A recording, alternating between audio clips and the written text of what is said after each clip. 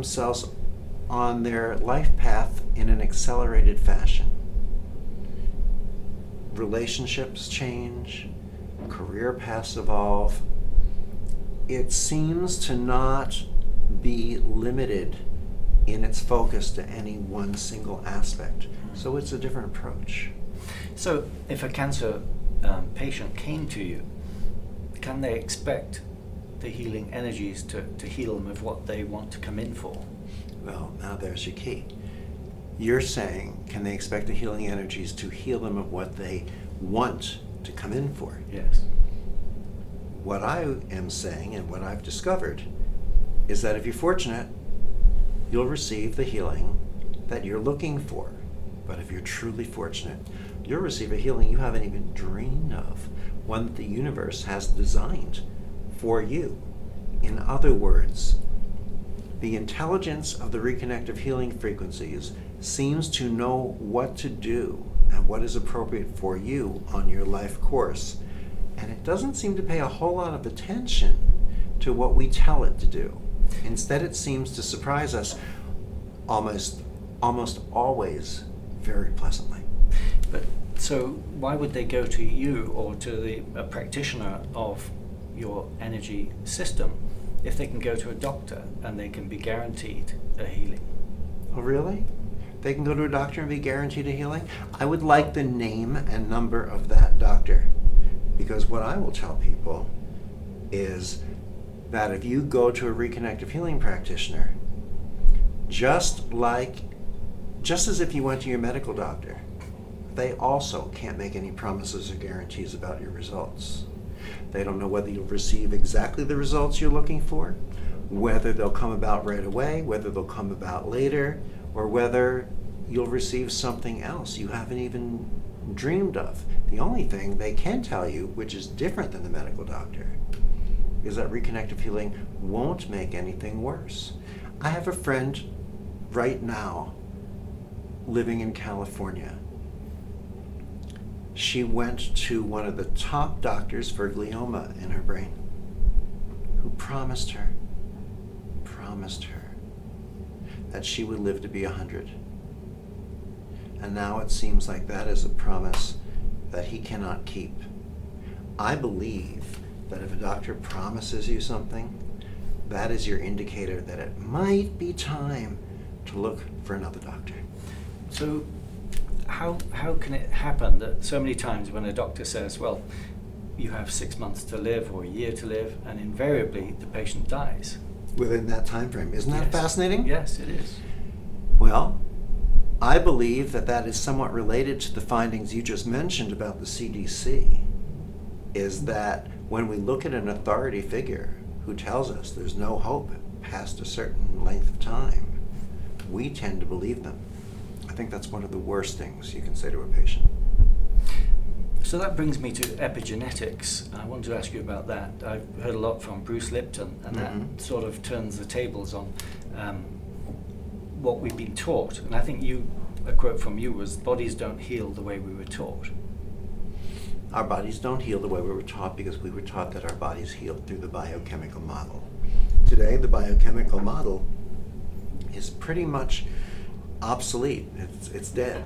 We know today that the body heals through energy, frequency, vibration, information communicated via resonance, and via light.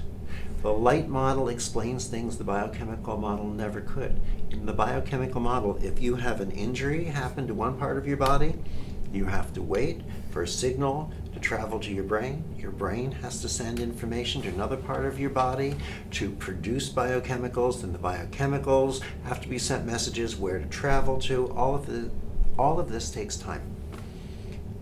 Reconnective healing, part of the reason there's so much research on what makes reconnective healing so effective is that what has shocked the researchers from the very beginning are two basic things that's different from any other energy healing technique, Reiki, Jirei, Jinshin, Qigong, any of the techniques, old or new, that you can think of, is that A, the healings tend to be fairly instantaneous, and B, they tend to be lifelong.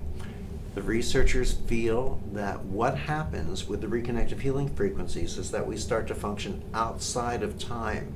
So the healings don't require time to take place.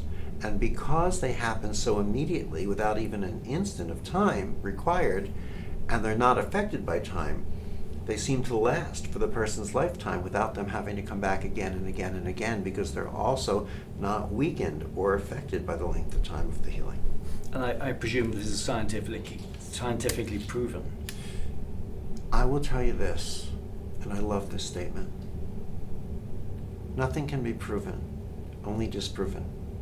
Because the moment that something is disproven, you discover it was never proven before.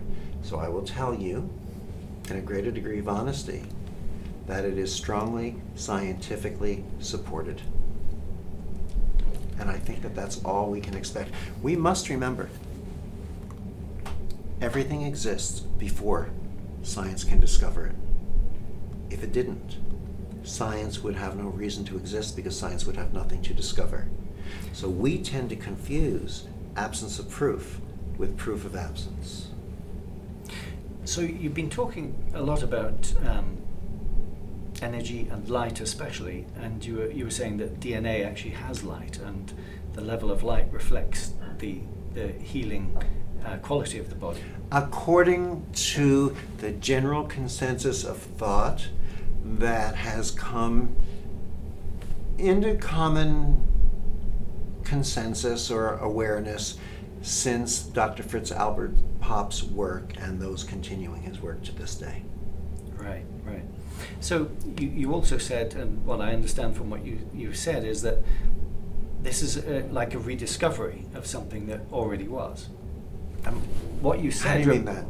Well, you're saying it's a rediscovery of an Did energy. I thought you did in your writings. No, not my words. A rediscovery of energy that was already there. Is that not quite right? Or No, I believe that we are reconnecting to a state of balance, a more evolved level of existence that we tend to experience outside of time. What some people might say in between lifetimes. What a lot of people who have had a near-death experience or a life-after-death experience explain that they are experiencing in that state. And we are learning how to access more of that existence here on Earth. so it was originally in the universe, but not on the planet. You could say it was originally in the universe and not here within our four-dimensional existence of height, width, depth, and time. Because I was going to quote the Bible there, which is, Go you ahead. know, when it says, when thine eye shall be single and whole body shall be full of light.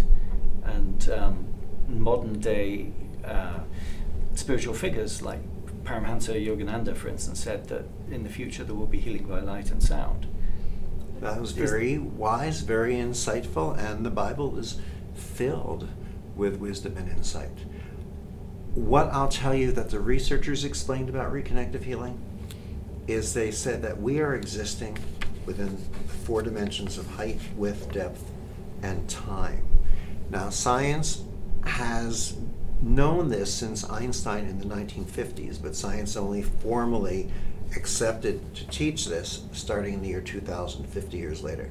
Prior to then, we were being taught that we were just three-dimensional, height, width, and depth. Time, space became recognized today as the fourth dimension. So the way they explained this to me is they said, imagine this huge, vast, multi-dimensional existence, no beginning, no end. But within it is this giant bubble. The outside of the bubble, or a balloon, you could say, is comprised of height, width, depth, and time, and the interior is energy. Everything in here has been energy. Your energy, I'm energy, our clothes are energy. Everything in here is energy. What happens with reconnective healing, different than our energy healing techniques, is that our energy healing techniques access just portions, just subsets of the energy within our existence.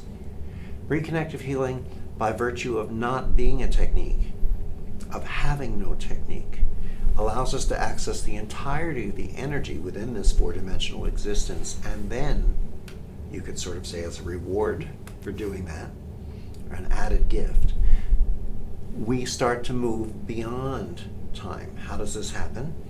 Well, what we know in quantum physics today is that time is moving faster. Not just from point A to point B, but that time is moving faster in all directions at once. So time is actually opening up and expanding. So visualize this bubble or balloon is expanding. What happens as it expands? It becomes more thin, more sheer, more permeable. So suddenly, the energy that's been within our 4 dimensions is able to interact with what's been outside of time. Aspects of light and information that the researchers say they have not witnessed here before. The bubble becomes more thin, more sheer. In essence, our bubble of time begins to disappear. So what is science telling us today in quantum physics is that A, time is moving faster, B, time is expanding, C, time is disappearing, and D, ultimately, time is an illusion. And with reconnective healing, we get to experience a timeless existence that allows for healings that tend to be fairly immediate and tend to be lifelong. So part of the reason that the scientists have come to study reconnective healing is because, as I stated, the healings tend to be fairly instantaneous and they tend to be lifelong. And that the research has discovered aspects of light and information that they said they've never seen here on the planet before. And I said, how can you say something such as that? It's such a bold statement. And they said it really makes sense if we understand 2 basic concepts. Concept A, although most of us were raised being taught that we were 3-dimensional, we are actually 4-dimensional beings. We are height, width, depth, and the 4th dimension is time or time-space. So imagine, they explained, that we exist in this huge, vast, endless, multidimensional state. No beginning, no end. But we don't occupy all of it. We are existing within this huge, giant bubble or balloon of height, width, depth, and time. All of humanity exists within this one area of the immense universe. The outside of this bubble or balloon is comprised of height, width, depth, and time, and the inside of it has been energy. When we have been working with energy healing techniques, our techniques cause us to focus in on only portions or subsets of the energy. The Reiki portion, the Qigong portion, Jin Shin, Jorei, any of the old or new techniques you've ever heard of are subsets because they are technique. Technique has us focus in on only portions.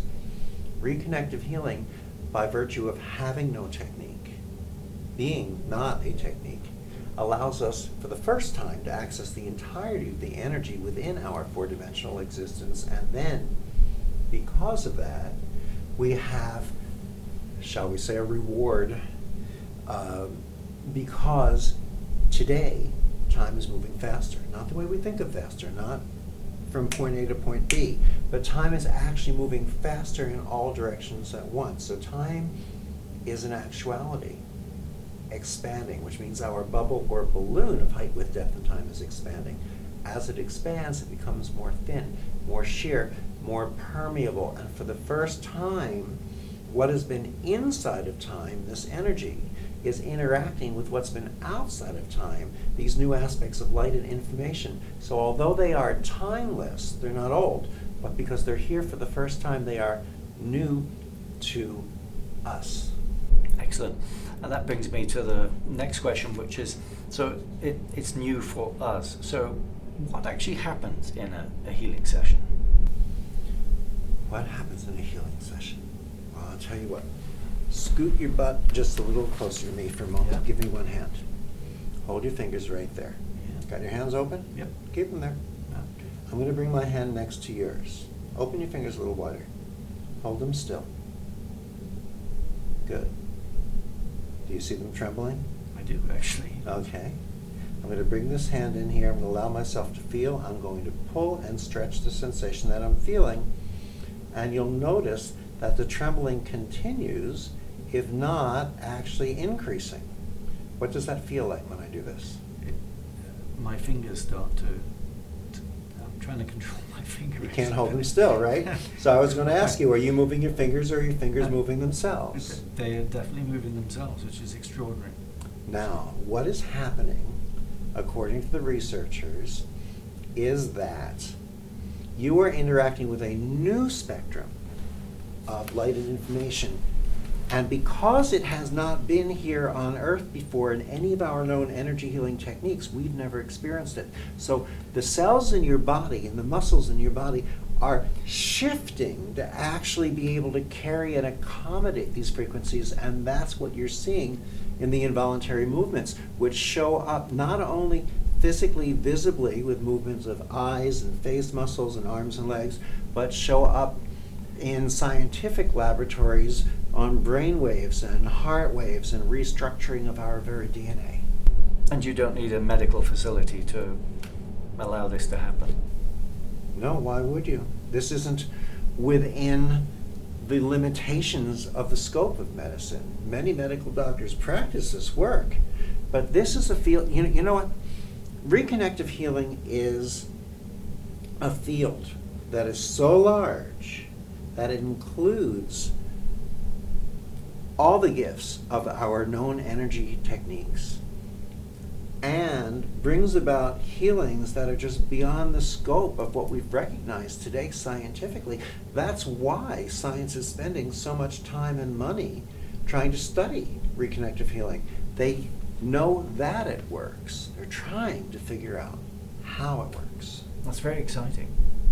I know you're pressed for time, but would you be able to share with our viewers one technique, you don't have a technique. No, there is no technique. No. It's funny. So It's reconnective healing sessions, but there's no technique. There's no technique. What could you give the viewers to take home with that they can do for themselves? I know you showed me this, but is there something that they can start with? Here's what happens. Once you interact with the reconnective healing frequencies, you begin to entrain with them and vibrate at that higher level of light and informational exchange. Then, in the Reconnective Healing training programs, we teach you how to access and utilize this. So, for example, when we do training programs around the world, because I live on the road about 40 weeks a year. Usually what happens is we'll start on a Friday night. We give a 3-hour presentation. We talk about the history, the theory, the science, the philosophy, and right then and there, we let you feel this in your hands and we begin to teach you how to work with it. Saturday and Sunday, we teach you how to work with this on a personal level for your own healing, self-healing, maybe a little bit of help for your immediate circle of friends and families. And on that Monday and Tuesday, we teach you at a professional level. And without going into much detail, basically we demonstrate the healings, we go to tables, we work with you, allowing you to feel, find, work, and play with these frequencies until you pretty much master them. And by the end of the training program, I can pretty much promise you 2 things, which are A, you will be able to do anything and everything in this field of healing and beyond energy healing that I can do, and you will be able to do anything in this expanded field that any human being anywhere on this planet can do, no matter what their story is, their lineage, no matter how many techniques they've studied, mastered, or created. That's quite an extraordinary promise. Yeah, it is. How do you like that? And I can do it straight-faced because I have stood behind this problem. I have I have stood behind this promise for the past 20-some years. And I will continue to stand behind this promise for as long as I'm here on this planet, and then some. Well, that's fantastic. And I would recommend all the viewers to get Dr. Eric Pearl's book. And I believe inside this book you do teach some elements of... Some of the science, the early science is in this book, The Reconnection. And there's another book that I'm writing right now, which will have some of the more advanced levels of science. And I don't know what the title is yet, because we're still working on the book. But I do expect that that book will be published, hopefully this year, coming 2017. That's excellent. Well, we look forward to that. And thanks so much for your time. I realise how pressed you are for getting back to the seminar. So I'd like to thank you so much on behalf of the Healing Cancer in This Century Summit. And I recommend everybody buys Dr. Eric Pearl's book and develops some of these healing technologies. Thank you. And I will tell you two things. One, the book will give you the beginnings of a basic how-to, so if you want to learn how to play with it that way. And also, if you want to hear more stories or find out more in depth than we can go into today, if you go to the website, just like the book is called The Reconnection, Heal Others, Heal Yourself, the website is thereconnection.com. Check there or go to YouTube and you'll find out a lot more about Reconnective Healing. That's excellent. We'll post that at the end of the video. And normally what we do is we do an energy exchange at the end of the meeting, which is a hug. I would love that. Absolutely my pleasure to be here with you today. Thanks so much. Thank you. We'll see you downstairs in a minute. Okay, there we will.